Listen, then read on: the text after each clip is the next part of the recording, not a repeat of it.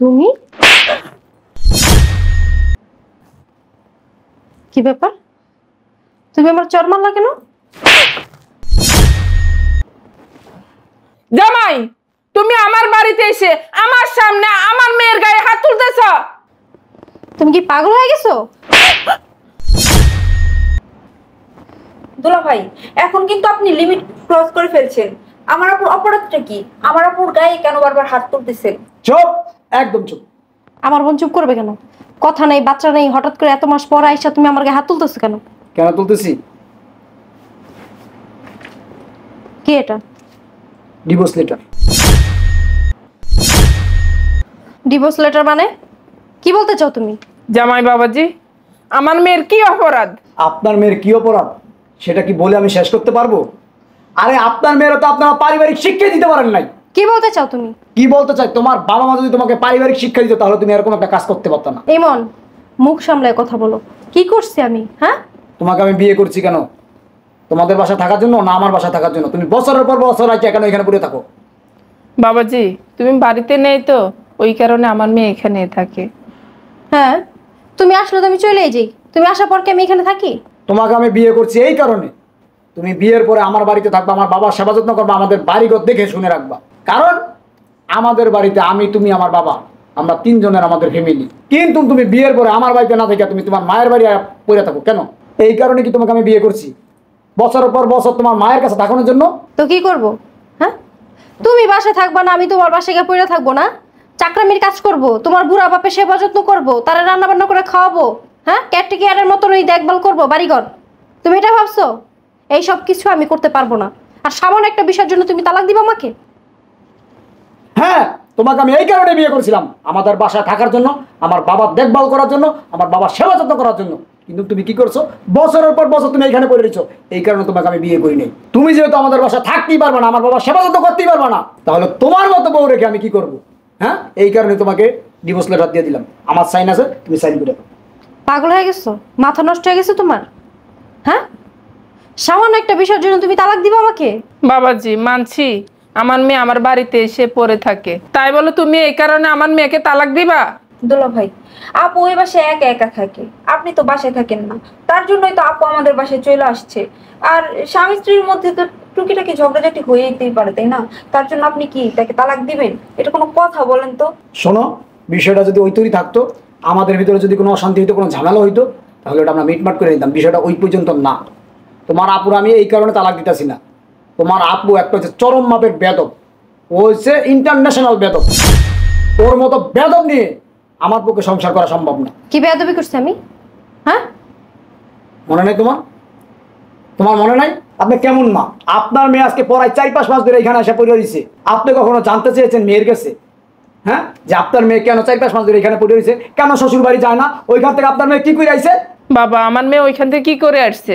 আপনার মেয়ে ওইখান থেকে কি করে আইছে জানতে চান আপনারা? শুনতে চান? তাহলে শোনেন। বৌমা, কই যেতেছো তুমি? আমাদের বাড়িতে যাইতেছি। তোমাদের বাড়িতে যাইতেছো কেন? আমার বাড়িতে 3 দিন থাকো, তোমাদের বাড়ি থাকো 3 মাস কেন? আমার ছেলে তোমাকে বিয়ে করছে কেন? তোমাদের বাড়ি বছর পর বছর থাকার জন্য? না, আমাদের বাড়ি গিয়ে বছর পর বছর থাকার জন্য না, আপনাদের বাসায় থাইকা চাকরামি করার জন্য, আপনার সেবা যত্ন করার জন্য, আর রান্না বান্না করে আপনার খাওয়ানোর জন্য, তাই না? এটাই তো করবা। শোনো বৌমা, আমি সাফসা বলে দিতেছি, তুমি যদি আমার বাড়িতে থাকতে চাও, আমার ছেলের ভাত খাইতে চাও, বাসা থেকে বাইরে যেতে পারবো না। যাও, ভিতরে যাও। কি বললেন আপনি? আপনার এত বড় সাহস! আমি কি করব না করব, কোথায় যাব, কোথায় থাকবো, সেটা কি আপনি বলবেন? হ্যাঁ, এটা তুমি কি করলা? কি করলাম মানে? আমি তোমার শ্বশুর, তুমি আমার সাথে কথা বলেন, আরেকটা দিব, বইলা দিলাম। আমার বিষয়ে আপনি নাক গলাবেন না।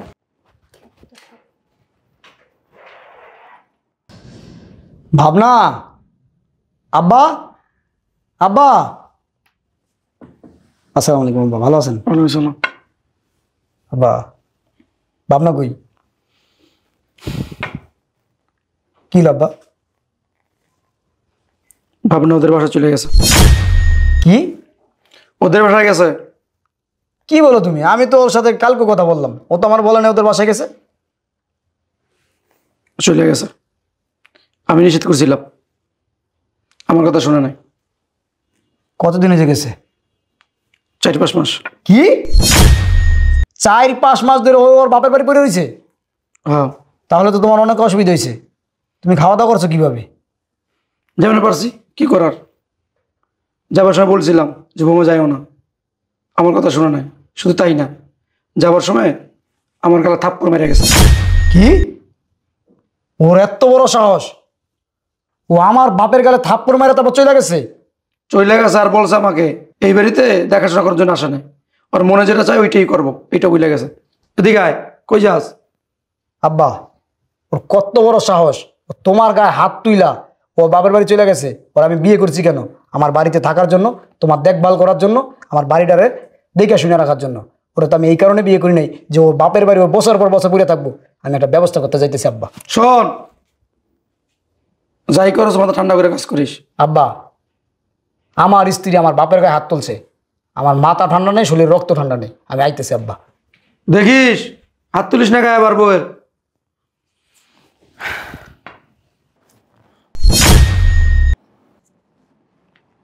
কিরে জামাই, এটা কি বললো?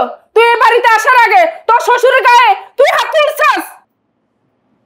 সিসি আপু, দুলা ভাই কি বলে এইসব? তুই আমাদের বাড়িতে আসার আগে তুই তোর শ্বশুরের গায়ে হাত তুলছস? সি, তোর আমরা কত ভালো মনে করতাম, কত ভালো জানতাম তোরে। সেই তুই কি না তোর শ্বশুরের গায়ে হাত তুলছস? শোনেন আম্মা, আমি যেই কারণে আপনার বাড়িতে এসেছি, গত 5 মাস যাবত আপনার মেয়ে এইখানে, আপনি কখনো জানতে চান নাই যে আপনার মেয়ে কেন এই বাড়িতে আইছে, কেন আপনার বাসা পড়ে রয়েছে, আমার বাবা ওইখানে কি করে, আমার বাবা কিভাবে চলে? আপনি তো ভালো করে জানেন আমার মা বেঁচে নাই। আমার বাবা এই বৃদ্ধ বয়সে তার খাওয়া দাওয়ার অসুবিধা, রান্না বাড়ার অসুবিধা দিকা আমি বিয়ে করছি। আর আপনার মেয়ে কি করছে? আমার বাবার গায়ে হাত তুলে আপনার বাসায় এসে বসে আছে। যে স্ত্রী কিনা আমার বাবার গায়ে হাত তুলতে পারে, এমন স্ত্রীর সাথে আমি সংসার করবো না। এমন স্ত্রী আমার প্রয়োজন নেই। আমি মানছি আমার ভুল হইছে, আমি অন্যায় করছি, তোমার বাবার গায়ে হাত তুইলা। তার জন্য তুমি আমাকে তালাক দিবা, ডিভোর্স নামা নিয়ে আসবা? হ্যাঁ, অবশ্যই। আমার বাবা আমাকে খুব কষ্ট করে মানুষ করছে, আর আমার সেই বাবার গায়ে আমার স্ত্রী হাত দেয়। এই কথা শোনার আগে যদি আমার মনন হইতো না, তাহলে খুব ভালো হইতো। আর তুমি কিভাবে ভাবলা এত বড় একটা জঘন্য কাজ করার পরে আমি তোমার সাথে সংসার করবো? হ্যাঁ, এই আসলে কি বলবো, যদি তুমি পারিবারিক শিক্ষা পাইতা তাহলে তুমি এই কাজটা করতে পারতা না। শোনেন আম্মা, আপনি আপনার মেয়েদেরকে পারিবারিক শিক্ষা দিতে পারেন না। যদি শিক্ষা দিতে পারতেন, আপনার মেয়ে শ্বশুর বাড়ি যায় এরকম অন্যায় অপরাধ করতে পারতো না। আরে শ্বশুর কি বাবা? বাবার শরীরে হাত তোলে? হ্যাঁ, এই মেয়ে তো আপনার শরীরে হাত তুলতে পারবো। ছি! সিসি মা, আপু আপু শেষ পর্যন্ত এমন একটা কাজ করলো। সি, এখন দুলাভাইয়ের সামনে আমার দাঁড়াইতেও লজ্জা করতেছে। আপু, তুই এতটা নিচে নেমে গেছোস? তুই তোর শ্বশুরের গায়ে এইভাবে হাত তুলছোস? সি, তোর কাছ থেকে এটা আমি আশা করি নাই। তুই আমার বড় আপু, আরে তোরে দেখে আমার শেখা উচিত ছিল। মা সবসময় বলতো, দেখ তুই এরকম, তোর বড় বোন কত ভালো, তুই তোর বড় বোনকে দেখে শিখ। এই শিখবো? আমি তো ভালো হইছি যে আমি তোর মতো হই নাই। তোর মতো যদি হইতাম না, তাহলে হয়তো আমিও শ্বশুর বাড়ি গিয়ে শ্বশুরের সাথে এরকম ব্যবহার করতাম। সিসি আপু, শোনান আম্মা, আমি ডিভোর্স লেটার নিয়েছি, আপনার মেয়ের সাথে আর আমি সংসার করবো না। আমি চলে গেলাম। দুলাভাই, দাঁড়াও বাবাজি। কি বলবেন? কেন দাঁড়াইতে বলছেন? মুরগি জবাই দিবেন? মুরগি খাওয়াইবেন? না বাবা, আপনি আর কোনো কথা বললেন না। অপরাধ আপনার মেয়ে যেরকম, আপনার সমান অপরাধী। আপনি তো মা, আপনি তো মুরব্বী। আপনার তো জানা দরকার ছিল যে আমার মেয়েটা যে গত 5 মাস ধরে এখানে পড়ে রয়েছে কেন। মেয়েটা তো আমি বিয়ে দিছি, কেন শ্বশুর বাড়ি যায় না? ওইখানে কি করে আইছে? আপনি আমার কাছে জানছেন না আমার বাবার কাছে জানছেন? তোর উচিত ছিল না? হ্যাঁ উচিত ছিল আমার। আসলে আমি জিজ্ঞেস করিনি, আমার মেয়েকে জিজ্ঞেস করছি। তো শ্বশুরকে বলে আসছস? আমার মেয়ে বলছে দেন কি হ্যাঁ মা আমি বলে আসছি। কিন্তু কি হয়েছে না হয়েছে আমার মেয়েও আমাকে বলেনি, আর আমিও জিজ্ঞেস করিনি। শোনেন আম্মা, বিয়ের পরে মেয়েদেরকে তো আশকারা দিতে নেই, বুঝছেন? মেয়ে বিয়ে দিয়ে দিচ্ছেন না, শ্বশুর বাড়ি আছে না, জামাই আছে না, তারাই তো আপন। এখন যদি আপনি চান আপনার মেয়ের বুকে লয়ে বয়ে থাকবেন, তাহলে আপনার মেয়ে সংসার কিভাবে করবো? হ্যাঁ, আর আপনার মেয়ের বলে লাভ কি? আপনার মেয়ে তো আপনাদের ছাড়া কিছু বোঝে না। ও মনে করে যে ওর মা বোন ওর আত্মীয় স্বজনই সব, আর স্বামীর আত্মীয় স্বজন কিছুই না। বোঝেন নাই? বাবাজি আমি বলিনি আমার মেয়েকে এখানে আসার জন্য। আমার মেয়ে নিজ ইচ্ছে এখানে এসেছে। আপনি যদি আসার পর আপনার মেয়েকে বলতেন যে তুই ঘন ঘন তোর বিয়ে দিছিস, তুই এখানে আসস কে, মাসের পর মাস তুই এইখানে কেন থাকস, তোর এই কারণে বিয়ে দিছিনি, যেই বেটা তোর বিয়ে করছে তোকে এখানে রাখার জন্য বিয়ে করছে, ওই বেটার বাড়িতে কাজ বাজ নাই, তাহলে কি আপনার মেয়ে মাসের পর মাস বছরের পর বছর এখানে থাকতো? আজকালটা তো আপনি দিছেন, নষ্ট তো আপনি করছেন। দুলা ভাই, আপু একটা ভুল করে ফেলছে, আপুরে কি ক্ষমা করে দেওয়া যায় না? ও এরকম ভুল আর কখনো করবে না। প্লিজ দুলা ভাই, আপনি এত বড় একটা কাজ করবেন না, আপুকে ছাইড়া দিয়েন না দুলা ভাই, প্লিজ। হ্যাঁ বিশ্বাস বাবাজি, করো, আমি তোমার বাপের গায়ে হাত তুলতে চাইনি। রাগের মাথায় আমি দিয়ে ফেলছি। আমি আসতেছিলাম, উনি আটকানি, আমার রাগ হয়েছে অনেক, এই কারণে। বাবাজি এবার থেকে আমার মেয়েকে আমি এখানে রাখবো না।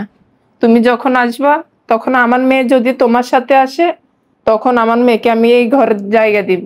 তার আগে আমার মেয়েকে এখানে নিয়ে আসবো না বাবা। তুমি একটু আমি আমার আর মেয়েকে আসবো না। নিয়ে যাও। ঠিক আছে, আমার বাবা যদি তোমার মাফ করে তাহলেই তুমি সংসার করতে পারবে। আমি বাবার হাতে পায়ে ধরে মাপ চাবো। ঠিক আছে, তোমার একটা সুযোগ দিলাম, যদি আমার বাবা মাফ করে তাহলে তুমি মাফ পাইবা, তাহলে সংসার করতে পারবা, তাহলে এই ডিভোর্সটা ছিঁড়া ফেলাম। আর যদি আমার বাবা তোমার ক্ষমা না করে তাহলে আমি যেটা বলছি এটি। আপু, তুই তোর শ্বশুরের কাছে মাফ চাস, আর এরকম খারাপ ব্যবহার করিস না দুলা ভাই। আমার আপুরের মন থেকে মাফ করে দেন। যা আপু, তুই দুলা ভাইরে ছাড়া আর কখনো আমাদের বাড়িতে আসিস না। তুই এখনো এখানে দাঁড়িয়ে আছিস কেন? জামাই সাথে যা, যাই তোর শ্বশুর কাছে মাপ চা। আর তুই এই বাড়িতে কখনো আসবি না। মা, দেখছো তোমার মাইয়া বাড়িতে চলে আসছে, আর তুমিও বাড়িতে জায়গা দিছো। তোমার মাইয়ারে জিজ্ঞাসা করো নাই কি কইরা আসছে। এখন এখন যদি কিছু একটা করে ফেলতো দুলাভাই, দুলাভাই তো মানুষ দেখে আপুর আবার সাথে করে লয়ে গেছে। দুলাভাই জায়গায় যদি অন্য কেউ থাকতো না, জীবনে নিত না। তুই ঠিক কথা বলছস মা। আচ্ছা ঠিক আছে, চলো ভিতরে, ভাল লাগে না।